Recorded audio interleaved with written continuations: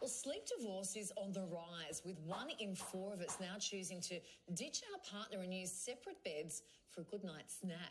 It seems like the A-listers are on board with the bedroom trend, with Cameron Diaz recently coming out as a member of the solo snoozing club. Okay, that's one. So what does sleeping alone really mean for our relationship, and how can we make sure that we have a happy and healthy bedroom breakup? Here to tell us more is relationship expert and counsellor Laura Press. Welcome back, Laura. Nice to see you. You are getting more questions about this than ever before. Why do you think so many couples are choosing to sleep separately? Well, firstly, thank you so much for having me. And the reason people are choosing to sleep separately is there's so many reasons. One is it's just a season. So sometimes they might have teething toddlers and they're choosing to save their partner's sleep by going into separate rooms, but then they might come together after that season has passed. Other reasons really include sleep issues and, health issues and needing to sleep separate for that. Other reasons are relationship issues and turmoil. Also, we are seeing a rise in sleep studies, which is really leading us to question, am I getting enough good sleep next to my partner, or should I be moving to the spare room? I guess it was something we associated for a long time with baby boomers, but now younger couples are getting on board with this. Absolutely. So it's actually affecting all different couples and all ages. Traditionally, it was the older generation and health issues that was leading them to separate rooms. But now I don't think we have as much negative connotation around sleeping separately. So we're seeing a lot of younger people really moving to sleeping in separate rooms and creating the rules in their relationship that suits them best. Okay, so we've got a list here. Talk us through the benefits of a sleep divorce. Well, obviously, the first major benefit is increase in sleep quality. So you're not being disturbed by your partner getting up and down. And in turn, that makes you a better partner and impacts the relationship positively as a whole.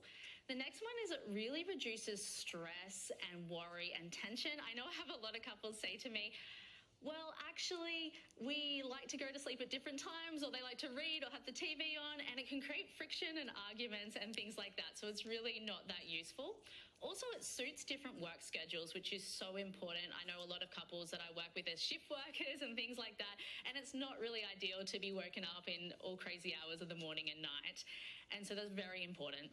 And it invites intrigue. Now, this not going to suit everyone. That sounds intriguing, doesn't it? Yeah, lucky intrigue. Intrigue, if he's not here next to me, where is he? Yeah. It actually spices up your relationship if you're lucky. Yeah, what are some of the downsides? So some of the downsides, the one main one is disconnection. So obviously when we go to sleep at night, that's usually the time where we're connecting with our partner. And so it's really a missed opportunity for connection. And then there's the loss of intimacy or communication. So a lot of people will say we're passing ships in the night, and the one chance they do get to connect might be, when their head hits the pillow to say goodnight, how are you, what's been going on, and that type of thing. So we've really got to be careful that we don't lose the communication and the intimacy. Okay. Is there a danger that parting ways in the bedroom could lead to separation in real life, in the wider world? You are at risk of actually separating if you're not really on top of the communication, intimacy and the connection, because you don't have the opportunities. You've then got to create the opportunities. And I know a lot of people really say, well, we become roommates. What might have been a season where we separated rooms actually became our norm and, led to a lot of other issues because they weren't communicating. Hey, real quick, top tips for a successful sleep divorce. So the main top tip is to really communicate your why and make sure you and your partner are on the same page, because it's very important to, articulate why you're doing this. Is it health reasons? Is there some other reason? And then you need to prioritize intimacy. So maybe you do lay next to each other at night and then just move to actually sleep. Okay. And then, of course, you really want to check in regularly with your partner and make sure that they are happy with what's going on. Yeah. And lastly, you really want to create routines and structures in your week. So you've got that communication time, that prioritization of intimacy. You could do a weekend thing, couldn't you? Like sleep separately of the weekday when you've got to go to work and then come home and be with your partner on the weekend. Laura, thank you so much. Thank you so much for having me. Jokes like that don't help, Larry. We're back after this.